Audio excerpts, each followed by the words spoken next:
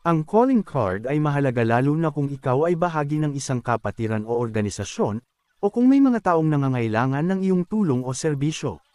Narito ang ilang dahilan kung bakit ito mahalaga. 1. Madaling pakilala ang sarili. Sa isang kapatiran o grupo, ang calling card ay nagbibigay ng unang impresyon sa iba. Nakalagay rito ang pangalan mo, posisyon mo, at kung paano ka mako-contact. 2. Mas propesyonal at organisado. Nagpapakita ito ng pagiging seryoso at propesyonal, lalo na kung may advokasya ka. Mas madaling maalala ng ibang tao kung sino ka at paano kanila mahahanap. 3. Madali ang pagpapalaganap ng impormasyon. Kapag may nangangailangan sa iyo, hindi na nila kailangang magtanong pa, ibibigay mo lang ang card. Mainam ito sa networking o pakikipag-ugnayan sa iba. 4. Simbolo ng tiwala at kredibilidad.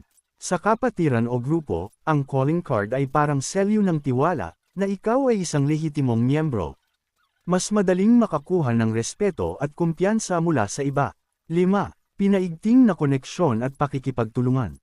Kung may advocacy o misyon kayo, madali mong maipakilala at maipakalat ang impormasyon tungkol dito. Mahalaga ito sa mga taong gustong lumapit para humingi ng tulong o magbigay ng suporta.